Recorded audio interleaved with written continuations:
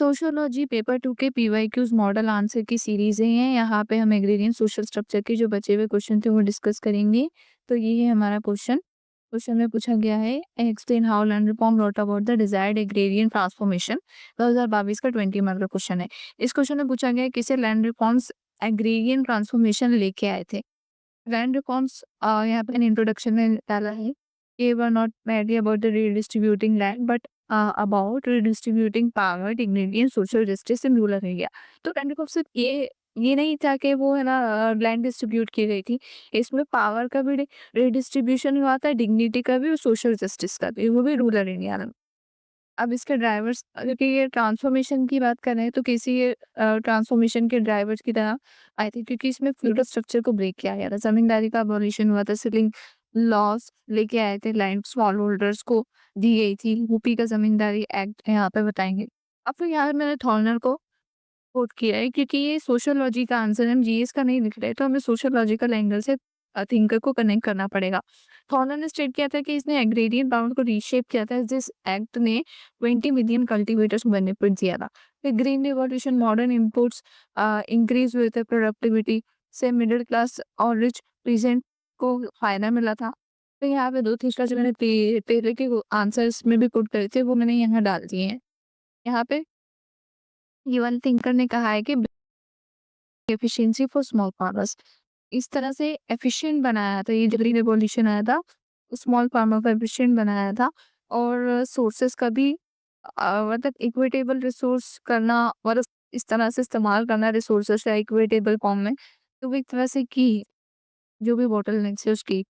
फिर community development and welfare में भी ये इफेक्टिव था। एम्प्लॉयमेंट और पॉवर्टी स्कीम ने मार्जिन में फार्मर्स को मदद करी थी, जैसे हम मिडल का इनने कहा था कि इंस्टीट्यूशनल सपोर्ट प्रोवाइड करते हैं जो कि क्रिटिकल है फार्मर के लिए। तो यहाँ पे अपू का मैंने डाला है welfare alone can not ensure equality.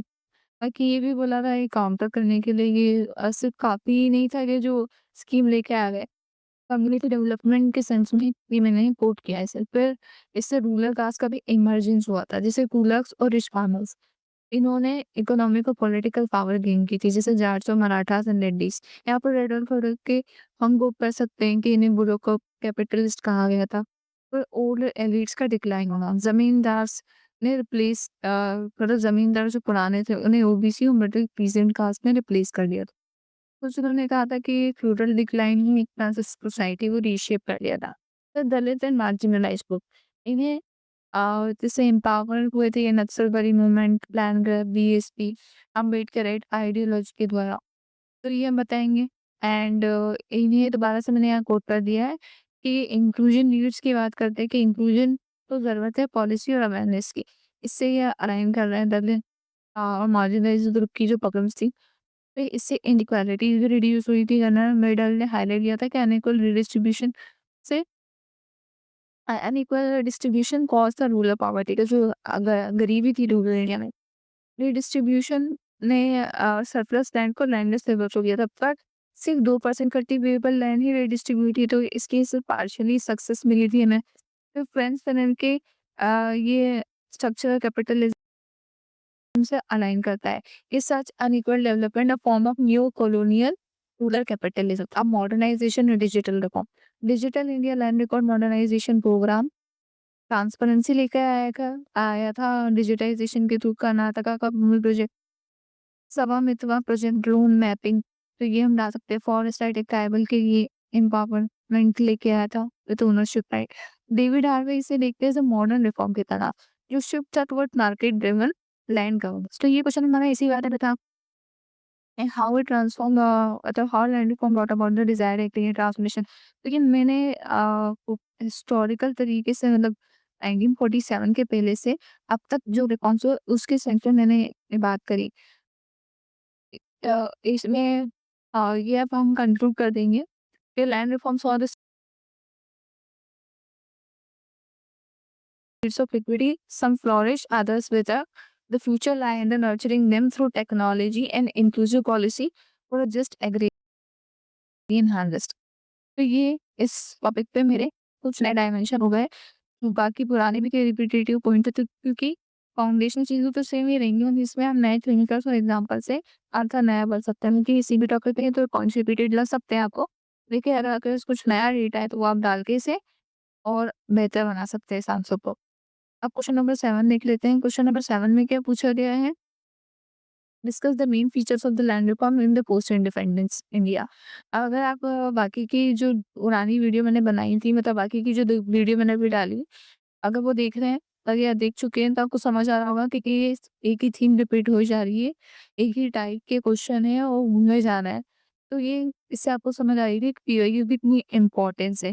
अगर आप एक थीम आइडेंटिफाई कर लेते हो, उसके ऊपर नोट्स बना लेते हो, शॉर्ट एकदम 1 पेज में, तो ये टॉपिक आपका कवर हो जाता है। अगर वो भी तब बना पाओगे आप जब आपने पीवाईक्यूज़ लिखे हों। इसके टोटल 9 पीवाईक्यूज़ मैंने डिस्कस करे हैं इसी टॉपिक के, एग्रीरियन सोशल स्ट्रक्चर के। ये 7th आंसर हम डिस्कस करेंगे। टोटल 9 आंसर लिखने के बाद आपको समझ आएगा इस टॉपिक में कुछ भी नहीं है। सिर्फ़ 2-3 चीज़ें हैं, उनके अगर आपने अच्छे से प्रिपेयर कर लिया, तो इस टॉपिक से कोई सा भी क्वेश्चन आएगा एग्ज़ाम में आप करके आ जाओगे। तो पीवाईक्यू लिखना बहुत ज़रूरी है, इसपे कमांड बनाना बहुत ज़रूरी है। अब देख लेते हैं question number 7, discuss the main features of the land reforms in post independent India 2023 का 10 मार्क का क्वेश्चन है। यहाँ पे मैंने जवाहरलाल नेहरू को कोट किया है ताकि थोड़ा-सा न्यू डेटा मुझे मिले इस टॉपिक से, क्योंकि बहुत सारे रिपीटेटिव पॉइंट्स आ रहे हैं। जवाहरलाल नेहरू ने कहा था कि real change in rural India comes when land goes to tiller. मतलब टिलर को अगर लैंड देंगे तभी सही बदलाव आएगा। लैंड रिफॉर्म इनइक्वालिटी रिड्यूस करता है, सोशल जस्टिस को इम्प्रूव करते हैं एक तरह से। डीपीएचडी को मैंने कोट कर दिया है। अब इसके मेन फीचर्स ये है कि अबॉलिशन ऑफ इंटरमीडिएटरीज, यहाँ पे एआरडीसी को मैंने कोट कर दिया। मैं दोबारा से डेटा डाल सकती हूँ तो लेकिन वो रिपीटेटिव हो जाएगा, इसलिए मैंने नए चीजें कुछ डालनी है। जैसे एआरडीसी ने इसे पार्शियल डिसमेंटलिंग की तरह देखा फ्यूडल सिस्टम को, but survival of rural elites in new form. मतलब रूरल एलिट्स सर्वाइव तब भी कर रहे थे नए फॉर्म्स में। फिर Tennessee reform regulated and secured tenure purchase rate, ये वेस्ट बंगाल का ऑपरेशन बना, दोबारा से रिपीट किया मैंने। फिर तीसरा लैंड सीलिंग एक्ट में एक तरह से लिमिट सेट कर दी थी रीडिस्ट्रीब्यूशन पे, और ताकि सरप्लस एससी एसटी को दिया जा सके। फिर आमले को मैंने कोट किया कि ये हाईलाइट करते हैं loop hole exploitation and farmer के द्वारा, ताकि रीडिस्ट्रीब्यूशन को साइड चेक कर सके, जैसे बेनामी ट्रांसफर, ताकि उनकी लैंड उनके पास ही है, अलग अलग लोगों में, मतलब घर के 10 लोगों में उन्होंने अलग अलग नाम से लैंड रजिस्टर करा ली, ताकि 1% पे इतनी सारी लैंड हो, तो फिर वो डिस्ट्रीब्यूशन की तो छूट जाए।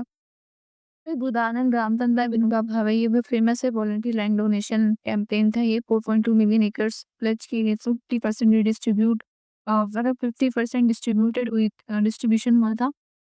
पोस्ट 1991 के रिफॉर्म, जिसका मार्केट रेट रिफॉर्म्स पे फोकस है, लैंड रिकॉर्ड्स को डिजिटाइज करने पे पीएम किसान इंटीग्रेशन के एग्जांपल डाल सकते हैं। फिर थे consolidation of holdings, reduce fragmentation, improve efficiency. इस पंजाब और हरियाणा में इसने ये सक्सेस मिली थी हमें। अब चैलेंजेस भी यहाँ मेंशन करना पड़ेंगे। हमें मेरे दादा थिंकर्स, अगर आप और आपको थिंकर पता है तो आप वो भी डाल सकते हो, इसे शॉर्ट कर सकते हो। थोड़ा-सा कंजेस्टेड लग रहा है इस पेज में मैंने लिखा है। वैसे अगर जब आप बड़ी कोई जैसा आंसर लिखते हो ना, तो आप ऑटोमेटिकली वो सही इन्फॉर्मेशन फ़िल्टर करके लिखते हो। तो ये मैंने सिंगल-सिंगल आंसर लिखा था, इसलिए इतनी सारा डेटा मैंने डाल दिया। नहीं तो अगर 10 आंसर एक साथ लिखूँगी तो इतनी सारी इन्फॉर्मेशन शायद मैं मेंशन ना करूँ। तो ये बस मैंने नोट्स के लिए बनाया है। इसे मैं और फ़िल्टर कर लूँगी, आप भी इसे कर सकते हैं। तो चैलेंजेस ये है कि इनइक्वालिटी, परसिस्टेंस, नैन्सी फ्रेशर का डाल सकते हैं कि लैंड और जेंडर डायमेंशन की बात करती हैं कि लैंड पॉलिसी को gender as well as class दोनों को एड्रेस करना चाहिए। रीजनल डिस्पैरिटीज़ हैं, जैसे नॉर्थ इंडिया में, साउथ इंडिया में, पंजाब में, नॉर्थ ईस्ट में वीक इन्फोर्समेंट है। तो ये हम बता सकते हैं। फिर कंक्लूजन में बताएँगे कि लैंड रिफॉर्म्स प्रोग्रेसिव हैं पर अनइवन है। केरला, वेस्ट बंगाल सक्सीड करने पर अदर लैग कर गए। फ्यूचर फोकस हमारा होना चाहिए digital clarity plus legal reform plus equity को एग्रीरियन जस्टिस पे। तो इस तरह से हम एक फॉर्मूला से आंसर भी कंप्लीट कर सकते हैं।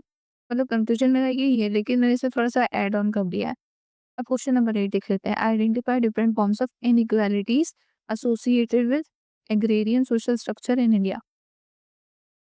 तो ये क्वेश्चन में पूछा गया है। 2024 का 20 मार्क्स का क्वेश्चन है। हमें डिफरेंट टाइप्स ऑफ इनइक्वालिटीज को बताना है, कैसे वो एग्रेरियन सोशल स्ट्रक्चर के साथ एसोसिएटेड है। यहाँ पे मैंने गनर का बताया है, गनर मिडल एग्रेरियन इनइक्वालिटी को रूट कॉज देखते हैं इंडिया के। मतलब हमारा जो एग्रीकल्चर प्रोडक्टिविटी लो है ना, वो एग्रेरियन इनइक्वालिटी की वजह से है और पॉवर्टी भी इसलिए। और कौन सी inequalities, land based inequality, unequal land holding से मतलब बहुत सारे स्मॉल मार्जिनल फार्मर्स हैं, उनके पास 85% ऑफ फार्मर स्मॉल और मार्जिनल है। इनके पास 2 हेक्टेयर से भी ज़्यादा मतलब 2 हेक्टेयर से भी कम लैंड है। तो उसमें क्या ही होगा? तो ये एग्री सेंसस के डेटा के हिसाब से है। कंसंट्रेशन ऑफ लैंड 10%, जो टॉप के 10% लोग हैं ना, वो उनके पास 50% से ज़्यादा कल्टीवेबल लैंड है। जैसे बिहार, ईस्टर्न यूपी में हाईली फ्रेगमेंटेड होल्डिंग्स है। अब मार्क्स के व्यू के साथ ये अलाइन करता है कि लैंड ओनरशिप एक क्लास रिलेशन को डिफाइन करिए, सोशियोलॉजिकल एंगल हो गया, कास्ट बेस्ड इनइक्वालिटी है। अपर कास्ट हिस्टोरिकली डोमिनेट करते हैं एज़ लैंडलॉर्ड की तरह, जैसे ज़मींदार, और लोअर कास्ट लैंडलेस लेबरर्स है। जैसे बिहार में कमाइया सिस्टम है एंड वेट्टी इन आंध्र प्रदेश। एमेंशियरिंग क्लास के कॉन्सेप्ट पर डोमिनेंट के साथ ये अलाइन करता है कि ये रूरल पावर को शेप कर रहा है dominant caste. Gender inequality, Veena Agarwal एक का मैंने मेंशन करा है कि ये बताती हैं, हाइलाइट करती है इंट्रा हाउस और जेंडर इनइक्वालिटी के बारे में, लैंड राइट्स को लेके, क्योंकि 33% एग्रीकल्चर लेबर जो है वो वुमेन है, पर उनके पास 14% से भी कम लैंड है। ये एग्रीकल्चर सेंसस का डेटा है। इनहेरिटेंस लॉस जो है पहले के इनहेरिटेंस जो लॉस रहते थे ना, वो वुमेन के लैंड राइट को रिस्ट्रिक्ट करते कि वो लैंड ओन नहीं कर सकती। फिर टेन्योर इनइक्वालिटी है, टेनेंट्स को हाई रेंट पे करना पड़ता है, ओनरशिप लैग करते हैं, जैसे बर्गदारी सिस्टम इन बंगाल, ठेकेदारी इन एमपी। इसका रिजल्ट है कि एक्सप्लॉइटेशन बढ़ गया, एब्सेंटी लैंडलॉर्डिज्म। ये कालमास की व्यू के साथ अलाइन करता है कि सरप्लस एक्सट्रैक्शन हो रहा है रेंट के थ्रू। फिर regional inequality, green revolution Punjab और हरियाणा में ज़्यादा बूम कराता है, ज़्यादा फायदा होता है, लेकिन रेंट पेड स्टेट जैसे कि उड़ीसा, बिहार पीछे रह गए। पंजाब में क्या होता है कि 4,300 किलोग्राम एचए का जो है राइस का प्रोडक्शन है, मतलब यील्ड इतनी, और बिहार में 2,000 है। कितना डिफरेंस है ये 2022 का डेटा उसके हिसाब से। ये डैनियल थॉर्नर के dualism of commercial versus subsistence farming के कॉन्सेप्ट पे से रिफ्लेक्ट कर रहा है। फिर वेज एंड एम्प्लॉयमेंट इनइक्वालिटी, ये लैंडलेस, लो पेड, सीजनल लेबर पर रिलाय करते हैं, माइग्रेट करते जगह-जगह। मगर ने से हेल्प करा है कहीं न कहीं, बल्कि अभी भी गैप्स बहुत सारी हैं। एआरडीआई को डाल सकते हैं यहाँ पे, कैपिटलिस्ट ग्रोथ, रूरल प्रोलेटराइजेशन कर रही है, तो ये बता सकते हैं। फिर सोशल एंड पॉलिटिकल इनइक्वालिटी है, डोमिनेंट कास्ट पंचायत और ग्रेट सोसाइटी को भी कंट्रोल करती है। दलित और ट्राइबल एक्सक्लूजन फेस करते हैं। और डॉक्टर अम्बेडकर ने कहा था कि पॉलिटिकल डेमोक्रेसी जब तक नहीं रह सकती, can not last without social and economic democracy. इसमें वीक पॉइंट में बताएंगे, कितनी सारी इनइक्वालिटीज बताई हैं, तो एक वीक पॉइंट भी होना चाहिए। रीडिस्ट्रीब्यूट करो लैंड, एससी/एसटी वुमेन और लैंडलेस फॉर डाइवर्सिफाई करो रूरल इकोनॉमी को, डिजिटाइज करो लैंड रिकॉर्ड्स को, क्रेडिट एक्सेस स्ट्रेंथन करो, caste gender equality, strong law enforce करो, इंक्लूसिव पॉलिसी बना। अब कंक्लूड कर देंगे, achieving justice requires structural reform and social empowerment, inclusive policy.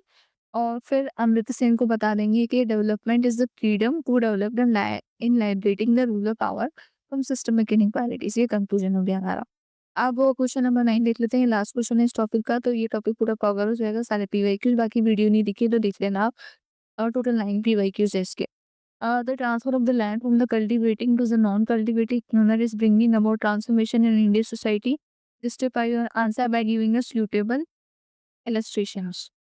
तो मैंने यहाँ लिखा है 20, मतलब ये अभी रिसेंट का जो पेपर था उसमें पूछा गया क्वेश्चन है, 2025 का है, 10 मार्क का क्वेश्चन है। इसमें इलस्ट्रेशन भी देना, एग्जाम्पल भी बताना है। यहाँ पे मैंने मेटाफोर से स्टार्ट किया इंट्रोडक्शन। ट्रांसफर ऑफ लैंड, जैसे कि when the hands that till the soil lose your to those who only count profit, the field of the area witness not just a change in ownership but a transformation in its very social fabric। ये metaphor थोड़ा बड़ा हो गया, इसको आप है ना और शॉर्ट करके लिख सकते हैं। आइडियली मुझे लगता है कि इसे 3 लाइन में लिमिट कर देना था। आप अगर अपने वर्ड्स में नोट बना रहे हैं तो इसे शॉर्ट कर सकते हैं, काफ़ी बड़ा लिख दिया मैंने, तो इसे शॉर्ट कर लीजिएगा।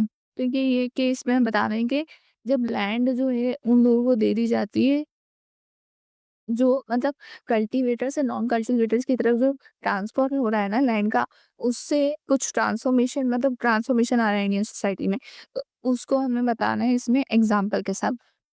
उसी सेंस में मैंने ये इंट्रोडक्शन लिखा है।